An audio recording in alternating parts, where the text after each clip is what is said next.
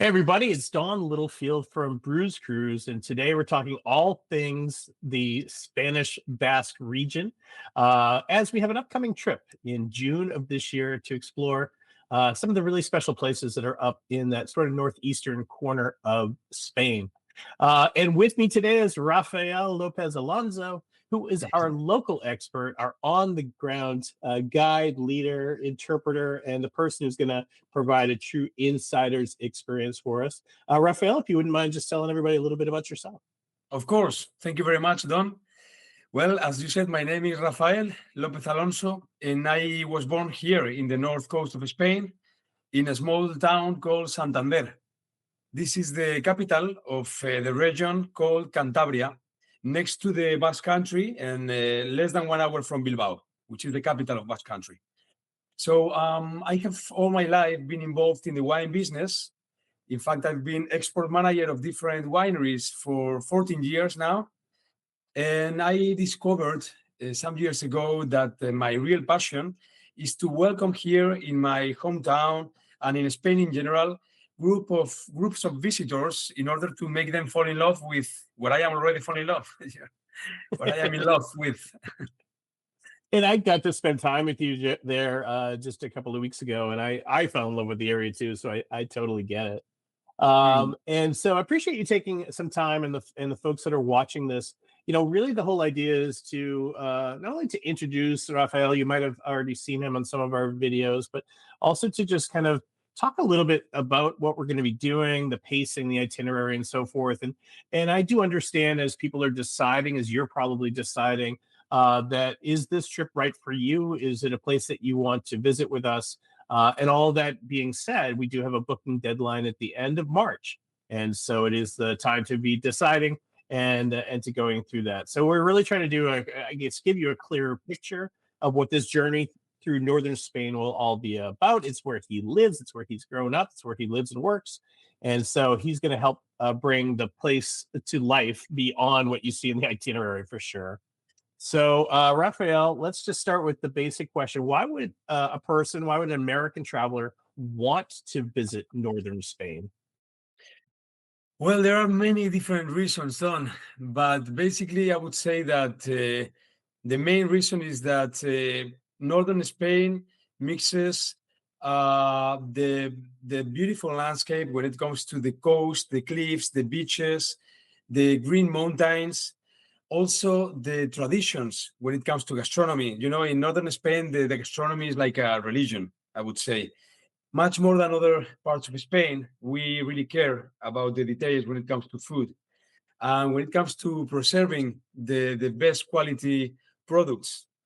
Also, when it comes to wine, we have a wine industry that is totally emerging now.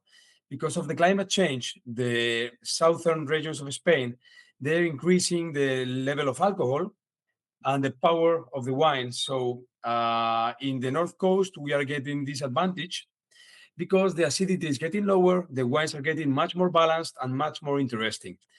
Apart from that, we have a wide cultural offer, historical offer, and there is a lot of diversity when it comes to the different cities all around the north part of Spain, you know.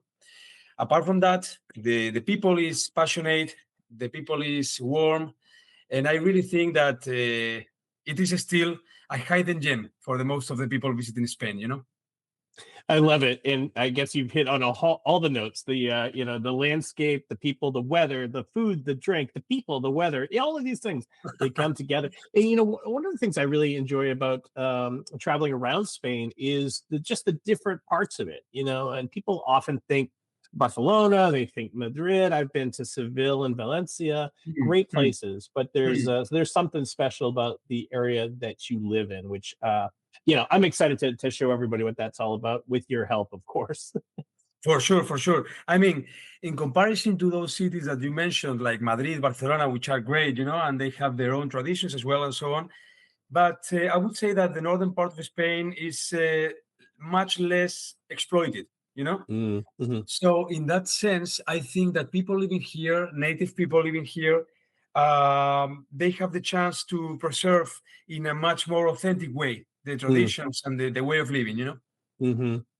Well, I think another advantage that we have working with you is that you bring people to this area routinely. You have a tour company, and you helped along with Evan, who's kind of my partner in tour planning. You've Mhm. come up with an itinerary that seems very exciting. So, if we were to describe kind of a typical day on this tour, what would that feel like for the traveler? Is it fast paced, go go go, or is it as you're just describing? No, Just yeah, no, not at all.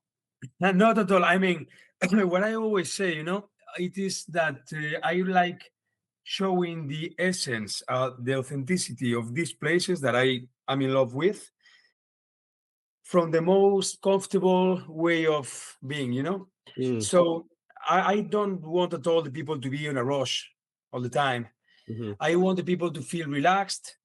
I know how to show them these places to get them to know these people, Mhm, these dishes and everything, but in a very relaxed way, dynamic but relaxed at the same time. So when it comes to letting you know a typical day in this kind of itinerary, I would say that I like mixing the visit to an artisanal production of wine, cheese, any of the typical products that we have here, mm, with some cultural spot or historical spot, maybe, and at the same time watching amazing landscapes. mm.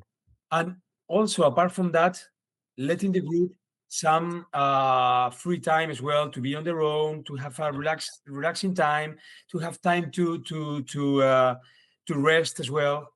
So yeah, I like combining both.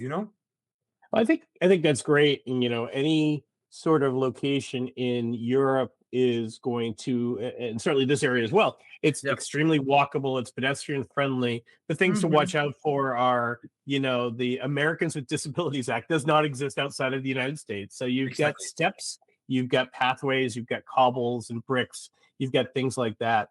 But other than that, we're going to be using a combination of a minibus. We're going to have centrally located hotels. We're going to have Hmm. optional Hmm. free time, like you said, and just the Hmm. ability to walk around Hmm. these communities. I think is going to be Hmm. great.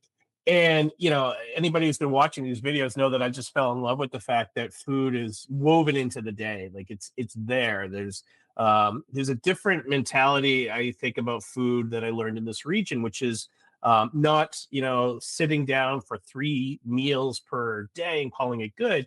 There's a little bit of a lighter breakfast. There's some Yeah. fruit. There's some there's Yeah. pastries, and then there's the pinchos, and then you do have sit down restaurants for sure.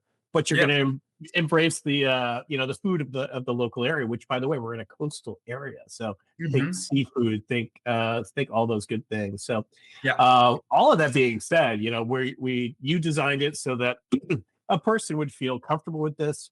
It's not a forced march sort of thing. It's something where you're really going to be able to slow down and take time. And it's really what insiders experiences are about to really Hmm. understand a place rather than just kind of check it off a list, right? So Exactly. um, Yeah. yeah. So you've designed some really unique moments, and of course, anytime that Brews Cruise puts together an itinerary, we don't disclose all of the secrets, so don't give away the good stuff. But what are just a couple of standout moments in this itinerary that you're really looking forward to showing the visitor? Hmm. Well, as you mentioned, when it comes to walk around places in a relaxed way, my goal is that every single day in this itinerary is going to be memorable for the visitor, and that at the end of the trip, they don't know which day to choose as their favorite one. That's my goal, and that's how I really designed the itineraries. Um, when it comes to deciding about a couple of places or moments that I would decide in this itinerary, I would say that Santander, Cantabria, which is my hometown, is what I like the most showing the visitors. Even if I enjoy also the Basque country, Bilbao, San Sebastián, any of them, because all of them are gorgeous. But I would say Santander itself, the Bay of Santander, which is the one of the most beautiful bays in the world, officially listed as that, and I like showing the people how great is the quality of living here in these areas. How easily you can be in the same day walking by the cliffs and in the next hour you are on the top of a mountain, with amazing views. Apart from that, I would say that also Rioja, which is wow, Rioja is an amazing place where the tradition of wine, of Spanish wine, it is communicated in the best way by the producers that I work with, because these kind of producers are owners of long traditions of small wineries, and they really know how to communicate because it's their passion. They don't want to pretend anything. It's just their passion, is their way of living, and they are going to communicate all this passion to the visitor. So I also enjoy very much those kind of moments when the producer, native producer, meets the visitor, and both of them, they have the same enthusiasm. One of them by meeting a foreign person that is enjoying with the product, and the other part is by meeting this producer, which is 70-year-old, for instance, and is still so enthusiastic, about it. Amazing. And in that, I think we're really going to benefit from the generations of wine relationships that your family has, what the relationships you have with Exactly. producers. And I think we're really going to benefit from that. And then just also remember, we're thinking early June. We're doing this in June. It's going to be really nice weather. We expect to be outside and really embracing the countryside. And that I'm really looking forward to that winery lunch in the Rioja region and learning about that. So I'm definitely looking forward to that. Yeah, and it's not just wine, right? There's beer as well. We're going to visit a not very Spanish sounding brewery called Dougal's, or is it? Yeah, that's true. Yeah, Dougal's. Yeah. Dougal's, exactly. Yeah, this is a famous artisanal brewery here in Spain, which is 30 minutes from where I am right now. It's in a beautiful village called Lierganes, where people will be delighted with the views next to the Dougal's brewery. And in fact, yeah, it is a very high quality beer that is known all around Spain.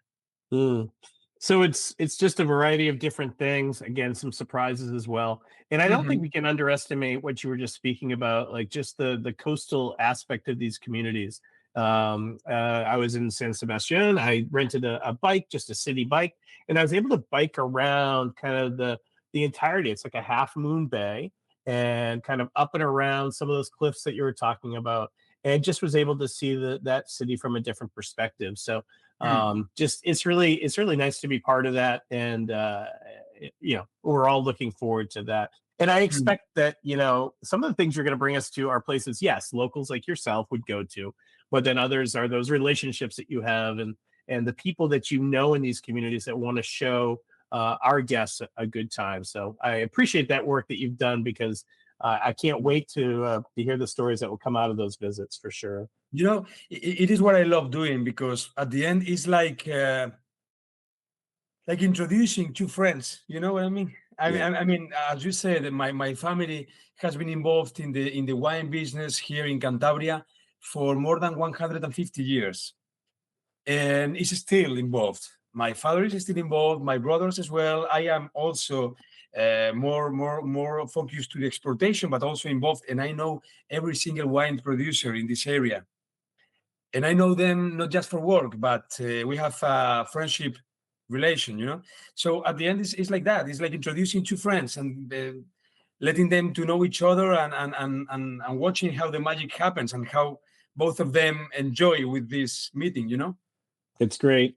And for a man who is so embedded in this region in Santander and Spain, you even included a little trip over the border. So we're very close to kind of the southwest corner of France. And so Yes. you've got a little side trip to Biarritz, I believe. Biarritz. Yeah. Biarritz. I can't roll my R's that well, but why did you think that was important to include in the itinerary? Because you could have left France out of this. Wow. Biarritz is such a surprising place, because everything. I mean, the location, when it comes to the natural location, is beautiful. The coast is amazing. But also when it comes to architecture, Biarritz is so interesting, because it has been always one of the top destinations for the wealthy tourism here in Europe. So wealthy people from all around Europe, even from Switzerland, Germany, England, you name it, also Spain, of course, used to go to Biarritz, and still is a famous destination for this kind of tourism. So that means that beautiful houses, amazing promenades, and fantastic restaurants are still there, and it's something different to the rest of the touristic cities. I love it. I love it. And that story continues when we're back in the Basque region. That was a vacation area for people to get away from the busyness of the capital city, to get out to the ocean and so forth. So sometimes you're surprised when you look at a house and you find, oh, that was the Queen used to live there in the Oh, yeah, summertime. sure. It's really fun. So Sure, let's, of course. Yeah. let's just talk a few minutes about practical thoughts about the trip itself. So I'll speak first about group size. So I am trying to create small group experiences that can be a definition that can change a little bit. But what I'm not trying to do is large bus tours. So Yeah. we are intentionally keeping this to a smaller group, 10, 12, 14, something Yeah. like that. Yeah. And keeping that small group, because we can be in and out, we can be nimble, we are not overwhelming a producer. We're going to people's homes, for example. So the group size is really important. If you're a type of traveler who's like, group travel is not for me, That's take a look. Yeah, because we're doing it a little bit differently, right? Yeah. For sure, that's exactly the way I see it, Don. Exactly the way I see it. Yeah. As you said, the native producer who is not really used to this, to this kind of big groups, could get overwhelmed, Yeah. by a big crowd. So in this sense, yeah, it's much more intimate. I like much more this atmosphere. Exactly. Appreciate that. You spoke about the pace of travel, so we're not talking 5 a.m. wake ups. We're not, driving hours No. and hours and hours. Pace of travel is very Not at all. Spanish. There's a very nice pace, which I'm excited about. I talked about the food accessibility, and if you haven't lived until you are in San Sebastián and you're like, I want to go to a bar. The bar you want to go to does not open until 7 p.m. Now they might have been open for lunch and they might have closed for a little bit of a break, but just the fact that those places start becoming lively gives you the opportunity. If you did want to stay out a little bit later, you could, but you don't have to either. There are restaurants that are open all the time. Of course. Yeah, and if with the fact that you have been bringing people to this area, who are the types of people that you see come through there? I imagine that they are generally unfamiliar with it, that they like eating and drinking experiences, maybe history focused as well. Could you just talk a little bit about the types of travelers that really embrace Cantabria? Yeah. I would say mainly we welcome here mainly the tourist people who is focused in knowing different places, unique places, which are not the mainstream of tourism in Spain, but still quiet in the best of the senses, because you have all the commodities here, all the attractions as well. But it's still quiet because it is not crowded at all. We still maintain the tradition, so I think it's more for the curious tourists, that they go looking for the essence of the traditions, and they go looking for to meet the people closely. I would say that, and also the people that loves nature, because the nature is amazing. I mean, having the opportunity to know some of the best beaches in Spain, because it's like that, and also these 2,000 meters mountains in the same day. It is something that you don't find everywhere. So I would say the curious people and the people looking for something different, to be surprised, and the close relation with the native. Yeah, that's great. And I really enjoyed that bus ride that I had from Bilbao to San Sebastian. As it winds through the valley, it ducks in and out, up and down, and it's just a striking landscape, like you said, Yeah. right along the ocetion. Yeah. I have a few questions. You have a few more minutes for some Of course. questions? Yeah, Sure. great. So one of the questions that I have is that somebody's like, what is in this area for me? So you've just done a lot of description of why this area is important. What really surprises people when they first arrive in the Basque Country? I would say that what surprises people the most is the fact that they didn't know yet this part of Spain. That's exactly the most general comment that I hear is, why didn't I know yet this part? Why is it the first time that I am here? Because I want to come again and again.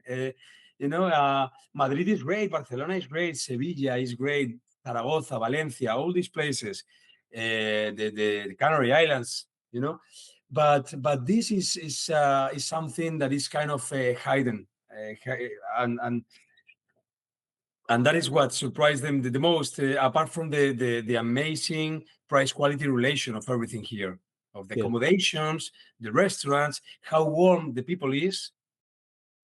I think all these facts, and the really high quality of the products that they find here, the meat, the fish, the seafood, yeah. as well as how the traditions are kept.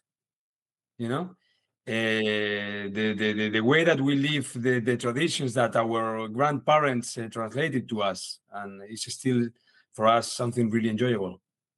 Yeah, I mean, this is a region of Spain. The Basque Country is really what is the unifying, I don't know, grouping, if you will. Really independent, strong people, but warm, friendly, and inviting. They want you to come in and learn about these traditions and learn about these different things. So, Yeah. yeah, that doesn't. It makes sense. When I was there with you, I was struck by some of those same thing and just the natural beauty, of course. Another question I have is, okay, obviously my tours are focused on drinking Mhm. alcoholic beverages. You don't have Mhm. to drink if you don't want to come. But if you're not a hardcore foodie, we keep talking about the amazing food that's there. What if you don't like olives or you're not totally into, fancy cuisine? Is it still a place that people will enjoy? Of course, I mean, because apart from eating these amazing dishes, we are going to see how they are made, and to give you an example, we are going to speak to the cheesemaker, to go inside the cave where the cheese is aged, and this is enjoyable for anyone. Even if you are not going to be a foodie, or if you are more like a light people when it comes to food, you are going to enjoy the passion that any producer is showing to you, and you're going to enjoy the landscape that surrounds you. So that is going to give peace, and that's going to give joy to anyone, even without eating, but just watching, just understanding, just feeling all those yeah, all those inputs is going to be enjoyable. See, that's one example. Like you say, you don't have to really. You don't even. Maybe you have a dairy intolerance, and cheese is not your Yeah, thing, exactly. I mean, right? yeah, sorry, I don't was, I was gonna say I've never been in a cheese cave. Like I've heard about it. I know that this is traditional, but I've never Mhm. done that, and so I'm Wow. really looking forward to that. Yeah, exactly. The first time that I did that was amazing. And really, if you go to some of these wineries or cheesemakers, or also canneries, because we are one of the most famous producers of good quality anchovies in the world, if not the most. So when you go there and you see all the women native from that village here, less than 1 hour from my house, and you see the ladies cleaning the fish, to make the anchovies as they used to do that 150 years ago. There Right. is no other way to do that if you want to get this quality. You are going to enjoy the visit because it's something charming. Even if you don't eat the anchovy, or even if you don't eat the cheese, you are in that cave on the top of a mountain with the cheesemaker, informing you, telling you how to make the cheese, how they age in those caves, how the humidity, the temperature is so important for the bacteria that make the cheese. That's already an experience, even if you are not going to eat the cheese later. you know Well, of course, we'll probably eat the cheese because in that yeah. setting, how can you not? So, um, I think you're painting the picture for me is that there's so many different aspects to this trip that people will come back with different memories for sure. But um, uh, talk just a little bit about the activity level. I know I shared a little bit about we're going to be doing some walking. You're going to have some optional time in walking, but Mm, and you've talked about the pace. But I guess what am I asking about? If a person is like, I really am concerned about my mobility, or is there going to be a lot of walking? Like, just kind of maybe talk about that a little bit. yeah, sure. I mean, no, I always organize these trips as I would like to find them if I go abroad. So when you travel, you want to discover, you want to enjoy the place and the authenticity of the area, but you don't want to be in a rush. I mean, we are in a rush in our daily routine, in our Right. work, in the big cities, or even if we work from home, but we are always stressed. And I don't want to stress at all in any of the days that I'm with the group. Yeah. So normally we start the day with this breakfast in the hotel, because the breakfast is included in all the accommodations, and then we can walk around a little bit, but just in a relaxed way for half an hour or something before we get to the bus, and we go to start the itinerary by visiting a producer, by visiting a cultural spot or a historical spot. you know Always the ways are not very long, never. The longest part of the trip, maybe a 2 hours drive, no more than that. Then we visit the producer. Then after lunch, I always like to give a space for a short walk. But I'm never going to tell the group the distance that they need to walk, or Yeah. the duration of the walk. No, when it comes to walking, that just comes when I want the group to be relaxed and enjoying the views and so on, but never in a rush, never tiring, never annoying. I think that's great. I think that's great. Yeah, and don't forget that the word siesta exists in Spanish. A little break in the afternoon, like there's Of going to be some course. time for that for sure. I guess sort of the last question that I received was sort of answered. That the small group is really giving us capabilities to go to places that are different. They're not standard locations that a Mm, tourist might visit on a large company tour or anything like that. yeah, But yeah. but I guess if you could speak directly to somebody who's watching this and really thinking about this trip, what would you say to them? What would you say? How would you convince them that they would want to take this experience with us? Well, I would start by letting them know that I guarantee that I really, really care about every detail in the organization of the trips. That I do the trips, that I design the itineraries as if I do that for my uncle, for my brother, for me, for myself. So I really want the people to leave my hometown, to leave this part of Spain, full of joy, full of love, and looking forward to visit again. That's for sure. That's the first part. Okay. Also, I want them to know that they are going to feel this part of Spain as only the natives do. They are going to have this intimate space with every producer. They are going to eat in the most traditional restaurants, but high quality at the same time. They don't have to be afraid if they are people with any intolerance or any kind of issue with the food, because there is a wide range of options, and I'm going to make sure personally that each of them is going to feel comfortable and each of them is going to enjoy. That's the good thing about these small groups. You can care of every single people there, and I know that each of us we have our preferences, so all of them they are going to feel satisfied about that. Also, that they are going to print in their minds amazing places, amazing views, and as I said again, in the less stressful way that I can. Mm, So I think that they are going to discover a part of Spain in a way that it is very difficult to do if you are not from here. I think that's amazing. I wrote a blog post about this trip, and I said, there's something about, you get off the plane, you've got international travel, you get through all that stuff, but you get to that first restaurant, that cafe, you have some pinchos, you've got a glass of wine, you're watching the sun and change colors at sunset. You feel the pace of this area has slowed way down. And that's when you know that you have come to a place that is different, it is unique, and it is incredibly enjoyable. And yeah, I appreciate you sharing that insight, sharing some of the information about the trip.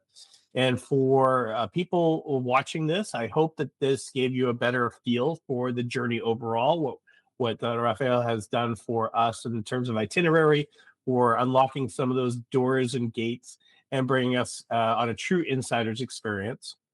On a practical note, if you are interested in joining us, the booking window does close at the end of March. So March 31st at midnight Eastern time is when the booking window closes. And so it's really, the next couple of weeks are the time to decide. I'm always available if you have questions about the itinerary.